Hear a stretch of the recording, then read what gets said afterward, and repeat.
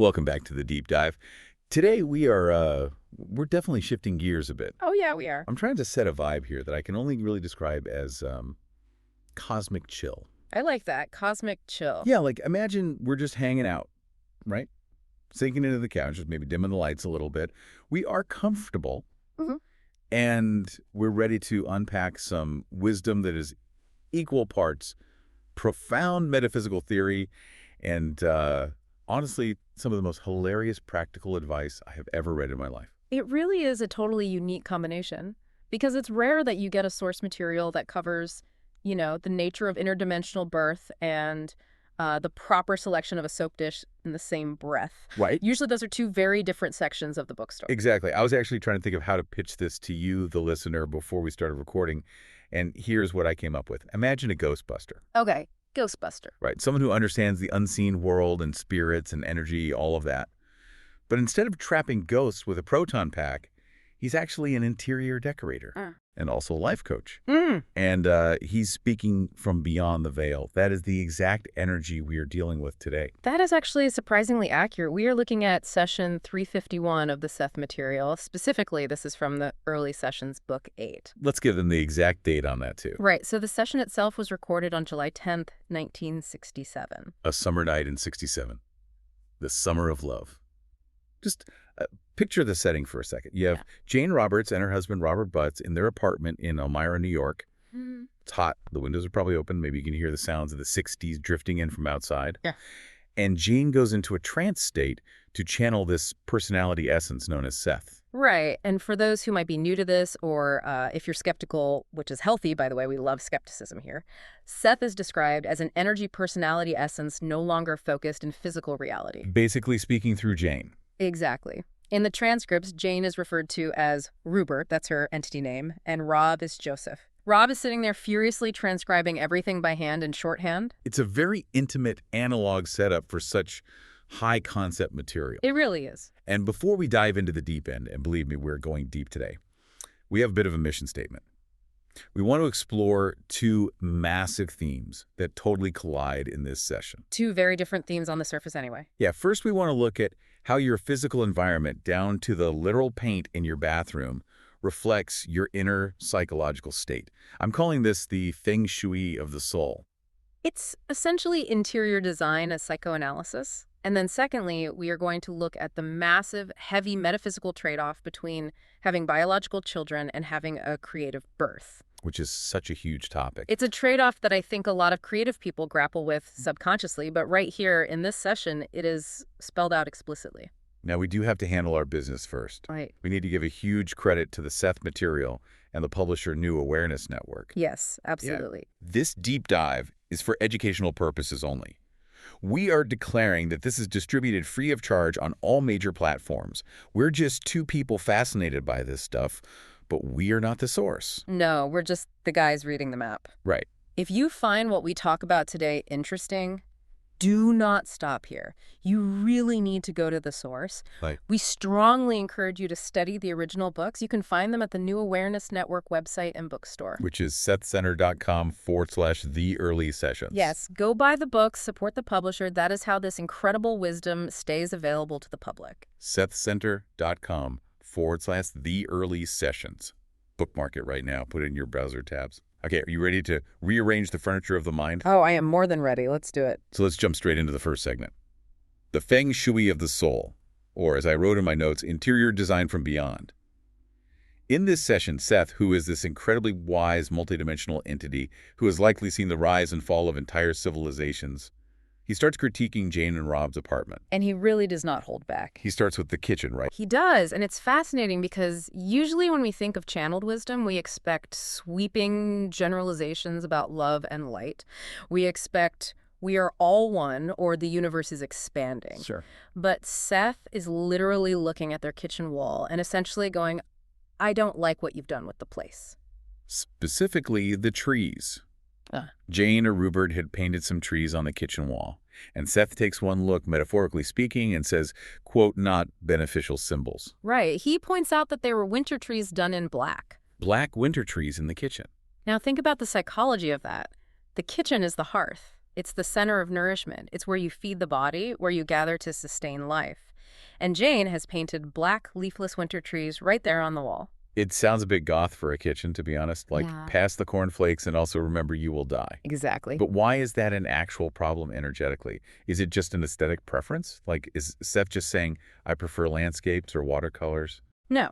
Seth is very specific that this is about psychological reinforcement. He says, and I'll quote here, if he intends decorating there, sun symbols would help. He is drawing a direct line between the visual symbols we surround ourselves with and the energy we are actively trying to cultivate.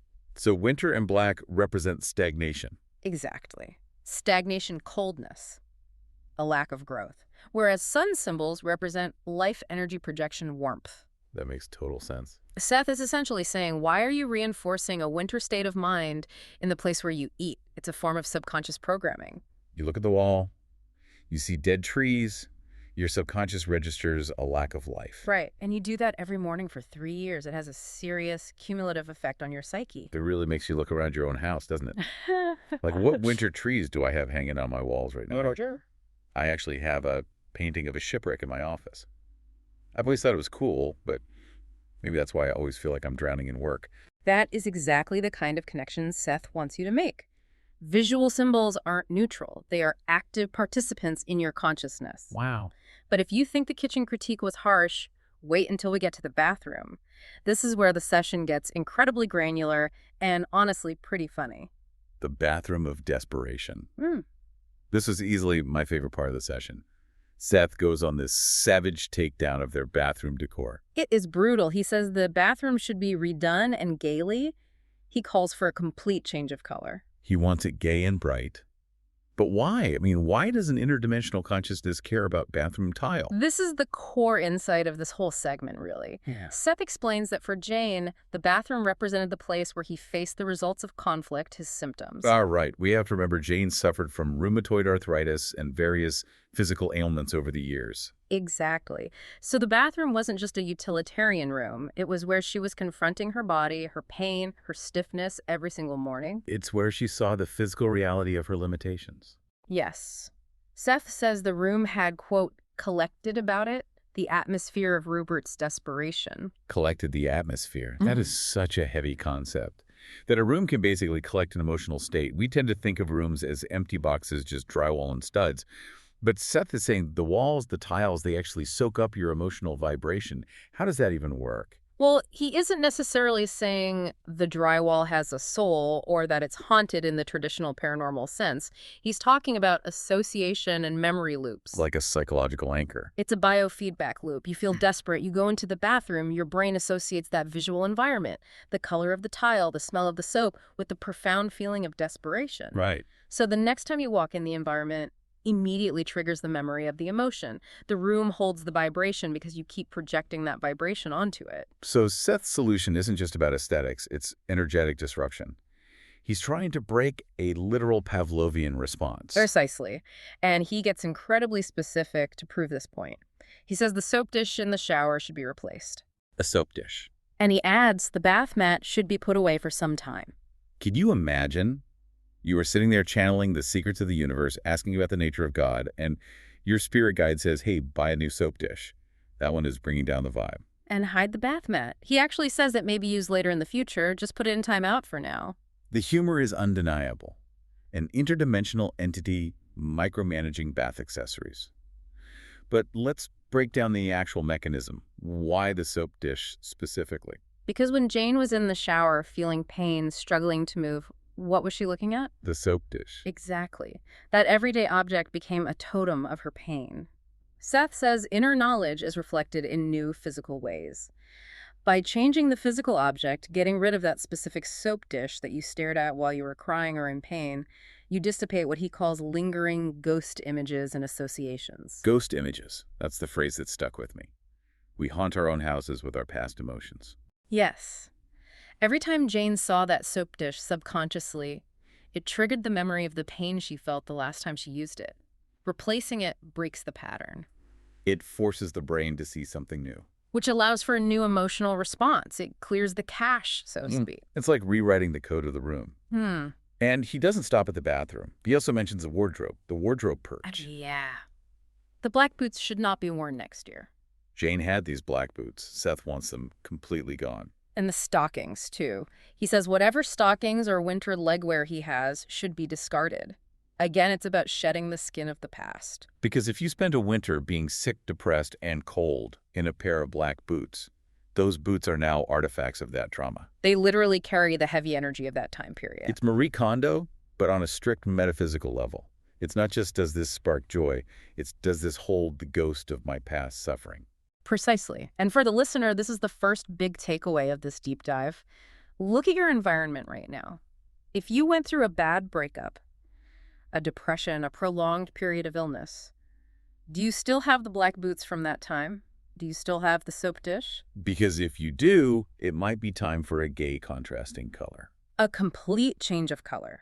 Seth really emphasizes contrast. He says Ruburt was strongly attracted to your new rug because of the contrast. This in itself allows steady and harmonious expression of his own personality. Contrast breaks the static. Shake it up. Don't let the energy settle into a sludge. It really challenges the whole modern idea that stuff is just stuff. Stuff is memory. Stuff is emotion frozen in matter. And physically changing the matter releases the trapped emotion. It's a very empowering idea, honestly, because it gives you something tangible you can do to change your mental state. Yep. You don't have to just sit there and quote-unquote think positive. You can literally paint the wall yellow. You can physically throw away the thing that saw you crying. I love that. Yeah. Okay, let's move on to the second segment. We're leaving the bathroom and heading into the workplace. This is about career moves and what Seth calls beneficial aggression. This is a really important distinction to make because the word aggression usually has a very negative connotation in our culture. Absolutely. We think of fighting, yelling violence. We think of people losing control of their temper. Right. But in the Seth, material aggression is defined completely differently. It's almost a biological necessity. It's a neutral fundamental force. Yes, it is the energy of thrust. It's the energy that pushes a seedling up through the hard soil. Without aggression, there is zero action. It's the force that allows you to impact the world around you. It is the exact opposite of passivity.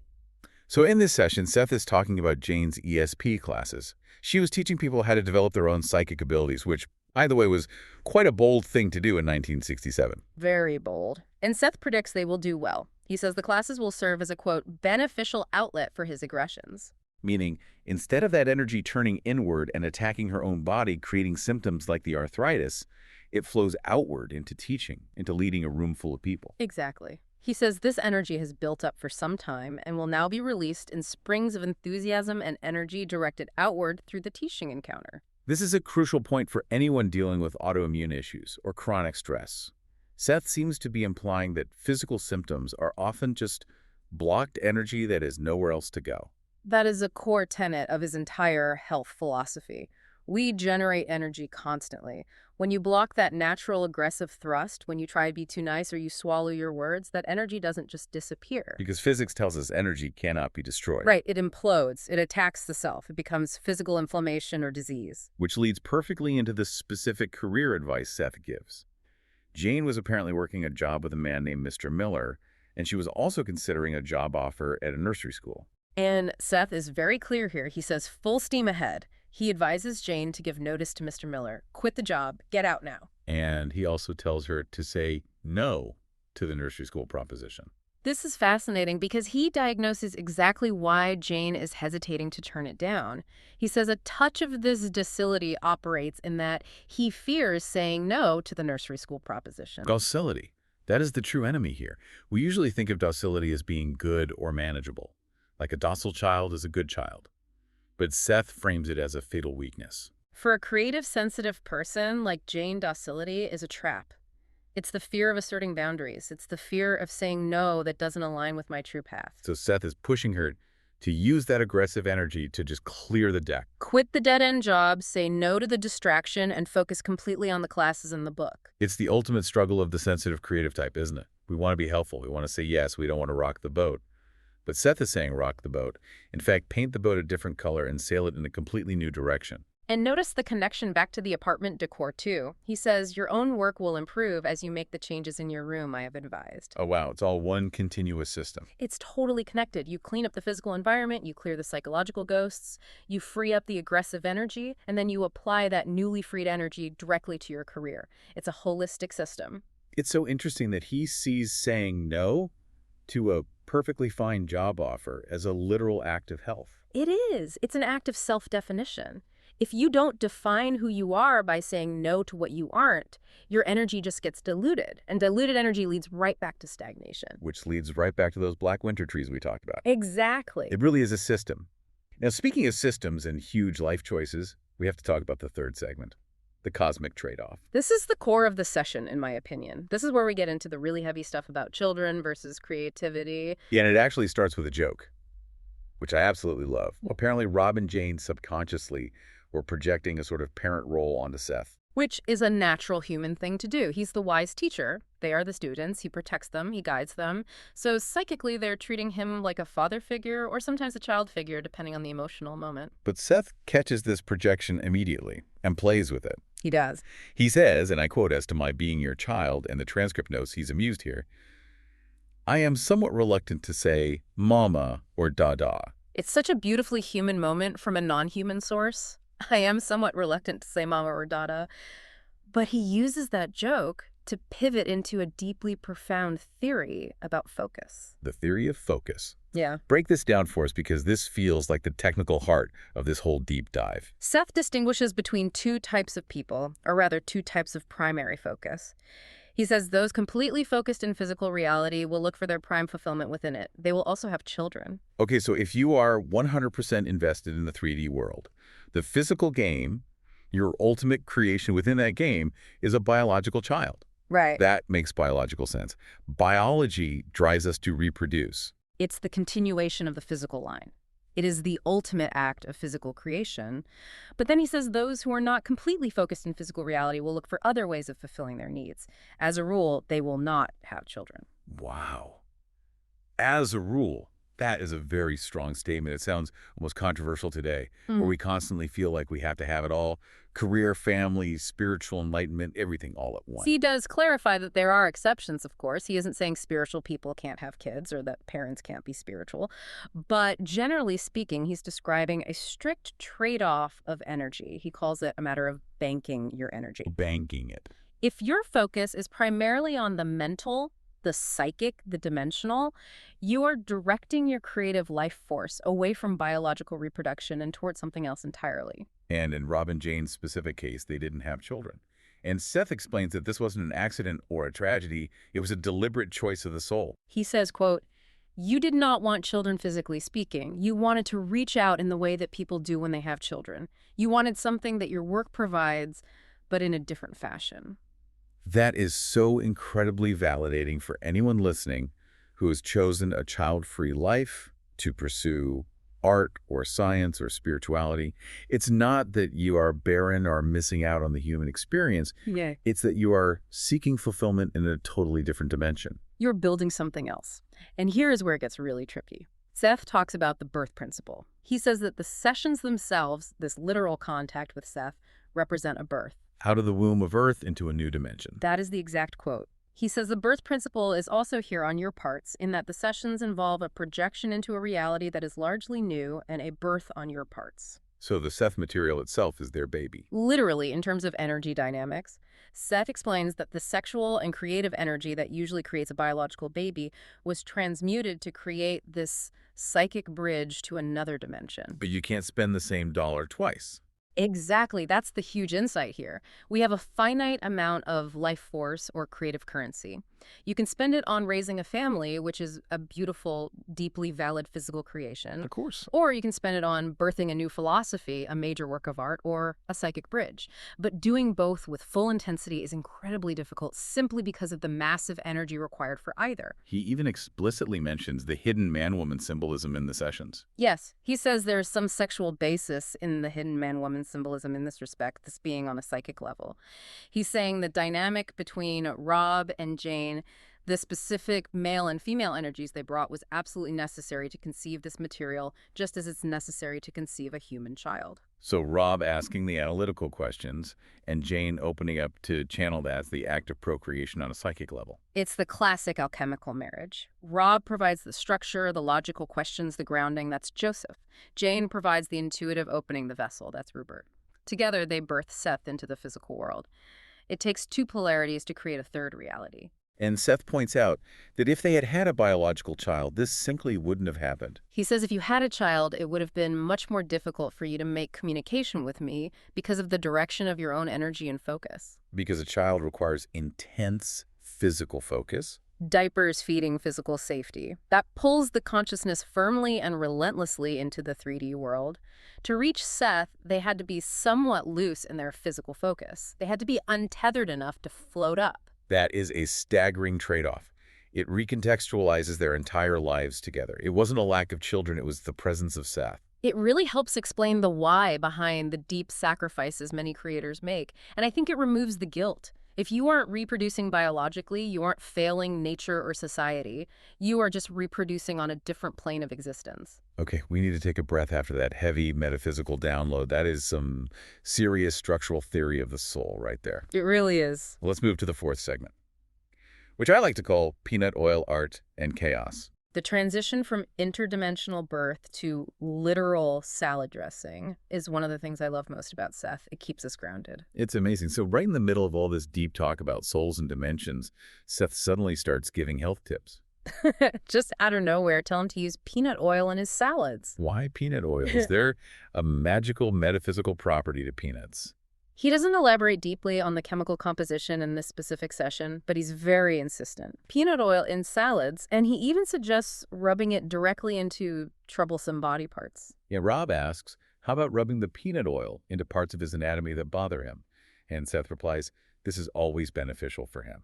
It's a great reminder that we are still biological creatures at the end of the day. We need physical maintenance. Even if you're birthing cosmic wisdom, your knees might still hurt, and apparently peanut oil is the fix. Right. It might be about the physical lubrication or the specific fatty acids or maybe just the belief that it works.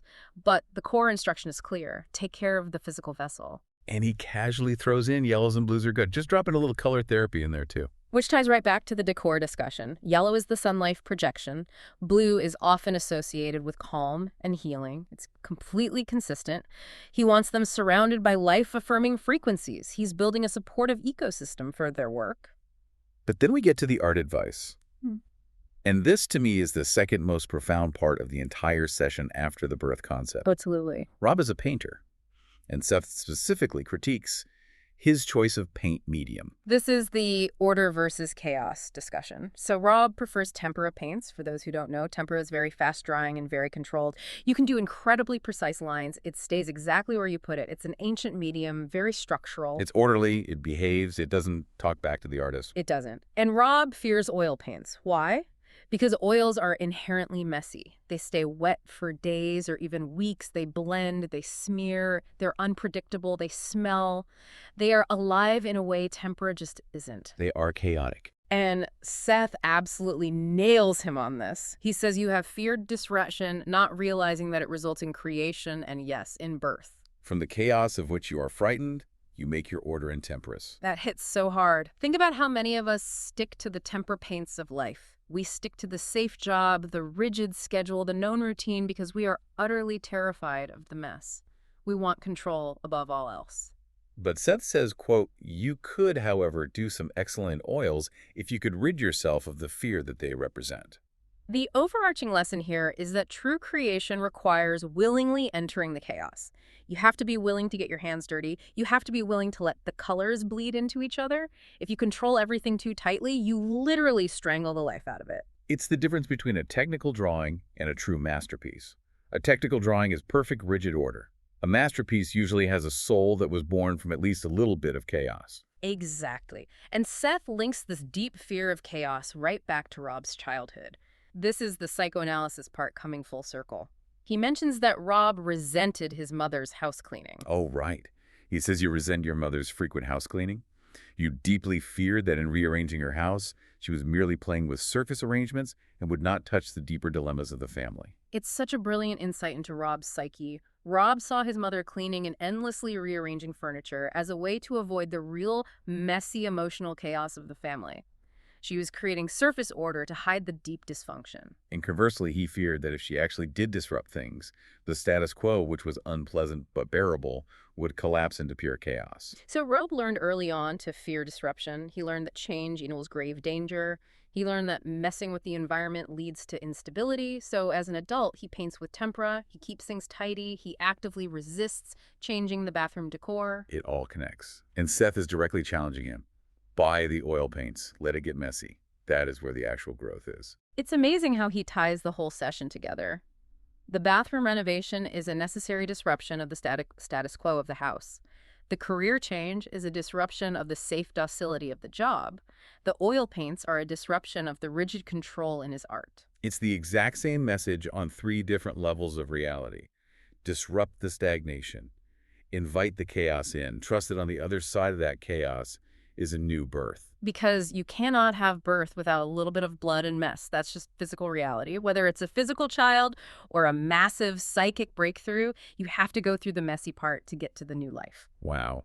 Okay, let's bring this home for the listener. What does all of this mean for you listening right now? If we distill this down to the deep dive takeaways, what is the actual action plan here? Well, if we look at the quote-unquote Seth lifestyle that emerges from just this one session, it's actually incredibly actionable. Step 1. Look closely at your bathroom. Seriously. Look at your home. Where's the winter? Where is the black? Where are those ghost images hiding? If you have a room or even just a corner that constantly makes you feel tired or sad, change it immediately. Paint it yellow. Paint it blue. Throw away the damn soap dish. Just respect the status quo of your own house. Do not let your past environment boss you around. Exactly. Step 2. Eat peanut oil. Apparently. Or at least broadly speaking, pay close attention to your body's physical needs. But much more importantly, look at your energy output. Are you being docile in your daily life? Are you swallowing your natural aggression? Find a beneficial outlet. If you're frustrated, don't just sit there stewing in it. Teach a class. Write a book. Run a marathon. Project that thrusting energy outward into the world. Don't let it implode and become a physical symptom. And step 3, embrace the massive trade-offs of life. This is the really big one for me. Realize that you simply cannot do everything at maximum intensity. If you are focused on a massive creative or spiritual birth, it is completely okay if you aren't following the traditional picket fence and 2.5 kids path. Your baby might be a book or a social movement or just your own spiritual evolution. And that is profoundly valid. And finally, buy the oil paints. Whatever oil paints means to you personally. Whatever looks too messy, too unpredictable, too risky right now, that is probably exactly where you need to go next. You have feared disruption, not realizing that it results in creation. I think that is the definitive quote of the day. It really, really is. Listen, we hope this deep dive has given you some completely new furniture for your mind. We've covered everything from bathroom tiles to the fundamental nature of the soul. But remember, we're just barely scratching the surface here. If you want to really understand the deep context of all this, please go directly to the source. Yes. Visit SethCenter.com/the early sessions. Buy the early sessions book 8, or just start with book 1. The New Awareness Network is actively keeping this vital material alive, and they absolutely deserve your support. This material is dense, it is deeply challenging, and it is incredibly rewarding. And as a quick reminder, this deep dive is distributed completely free of charge on all major platforms for educational purposes. We are just the messengers. Or I guess the interior decorators of the audio world. I will proudly take that title. Before we go, I want to leave you with one final provocative thought to chew on. We talked extensively about how your home directly mirrors your mind. We talked about the bathroom of desperation. So my question to you listening is this. What is the one drawer, the one cluttered closet, the one dark corner of your house that you are genuinely terrified to open? Oh man, the junk drawer of the soul. Exactly. What are you subconsciously hiding in there? And what would happen if you just took it and dumped it all out on the floor right now? Pure chaos. And then? Birth. Thanks for joining us on this deep dive. We'll see you in the next reality.